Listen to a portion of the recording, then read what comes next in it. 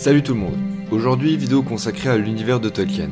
Une vidéo qui m'a beaucoup été demandée, peut-être même celle qu'on m'a le plus demandé depuis la création de la chaîne. Mais par contre, si vous êtes encore novice ou un peu perdu dans l'univers de Tolkien, je vous conseille d'abord de visionner mes vidéos sur les âges qui vous aideront à bien comprendre celle-ci de la chaîne. Bref, aujourd'hui on va parler des nains.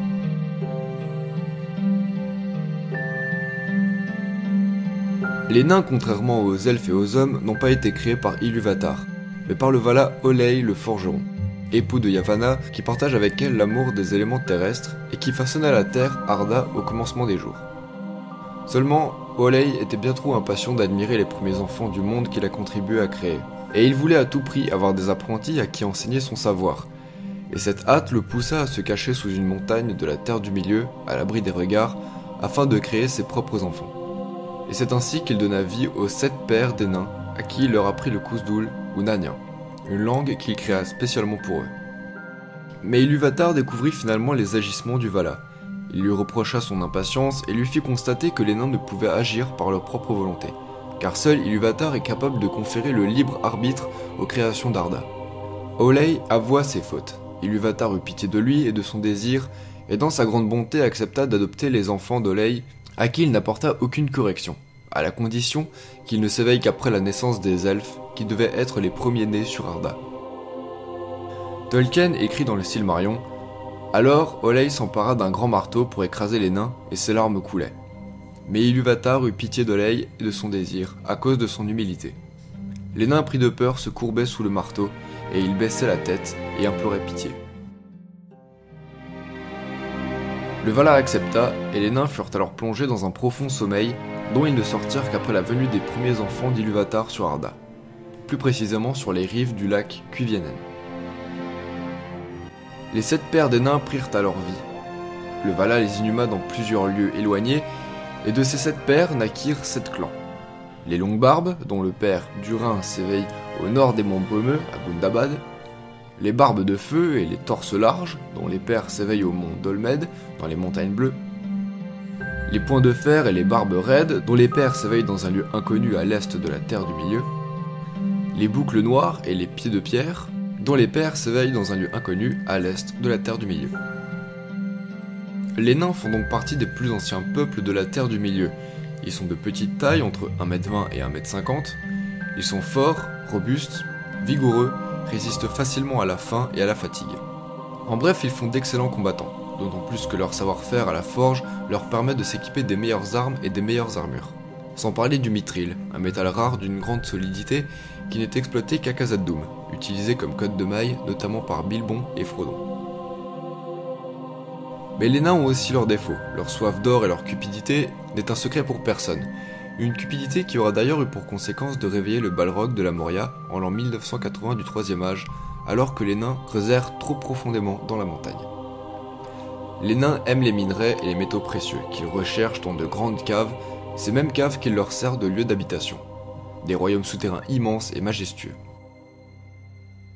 Ils sont connus comme étant avares et très rancuniers, comme le montre leur animosité envers les elfes, bien qu'auprès de leurs amis, ils peuvent se montrer d'une grande fidélité tout au long de leurs 250 années de vie en moyenne.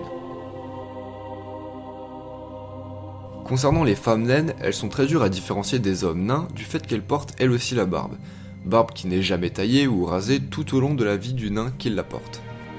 Ça, plus le fait qu'elles ne sortent que très rarement du royaume, ont donné lieu à une rumeur disant qu'il n'existe pas de femmes nains, et que les nains naissent de la pierre. Cependant, les naines sont effectivement très peu nombreuses, et ne représentent qu'un tiers de la population. Les mariages sont indissolubles, et de nombreux nains sont trop passionnés par leur travail pour songer à se marier. Tous ces facteurs entraînent donc une croissance démographique très lente. En effet, on ne voit que peu de femmes nains. Et en réalité, elles sont si proches au niveau de la voix et de l'apparence qu'on les confond souvent avec les hommes nains. C'est la barbe. Et cet état de fait a donné naissance à une rumeur qui dit qu'il n'y a pas de femmes nains. Et que les nains jaillissent des trous qui sont dans le sol. Ce qui naturellement est ridicule.